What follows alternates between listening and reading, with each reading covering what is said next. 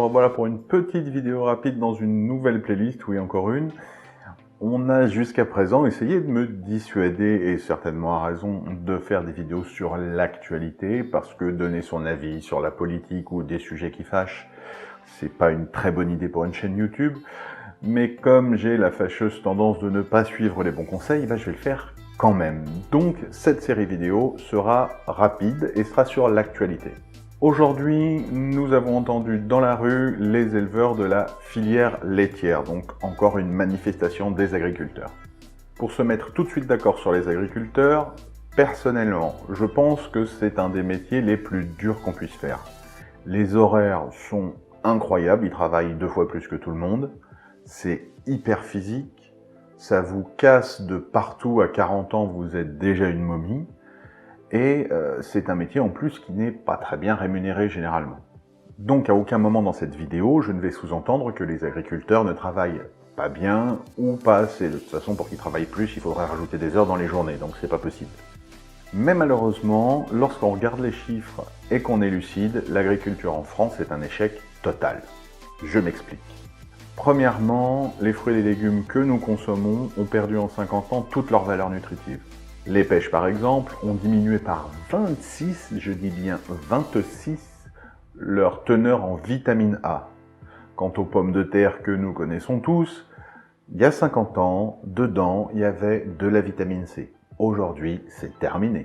Donc, aujourd'hui, il faut être clair, même si c'est bien meilleur que de manger du Nutella ou des chips, les fruits et les légumes n'ont plus du tout cette valeur de médecine par la nourriture qu'on veut bien nous faire croire. Deuxièmement, une grande partie des fruits et des légumes que nous trouvons sur nos étals sont pollués.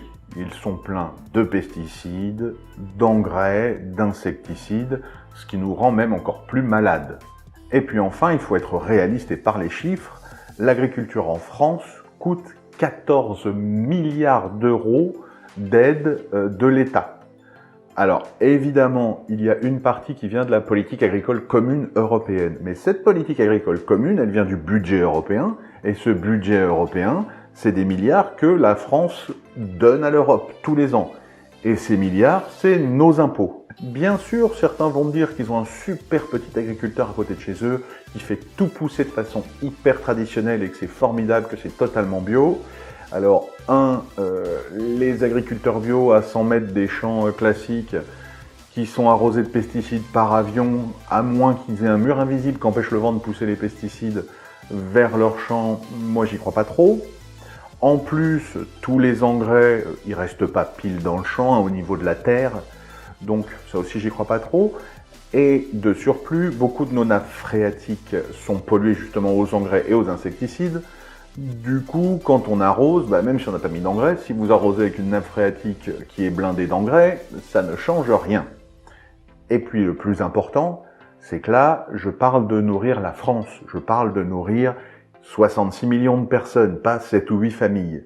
Donc ça sert à rien. C'est très bien que ces gens soient là parce qu'ils font du très bon travail et c'est très bien pour les gens qui peuvent en profiter. Mais ça n'a aucun intérêt d'un point de vue global. Alors il existe plein de solutions, je ne suis pas forcément le mieux placé pour les juger, donc je ne me le permettrai pas. Par contre, moi, je vais vous en proposer une qui me semble tellement simple que je ne comprends pas qu'elle n'ait jamais été au moins proposée. Premièrement, vous coupez toutes les aides à l'agriculture. 14 milliards d'euros d'économies sur le budget de la France. Du coup, il ne reste plus que les grands groupes d'un côté qui, grâce à leurs économies d'échelle, peuvent se permettre de produire à des coûts inférieurs.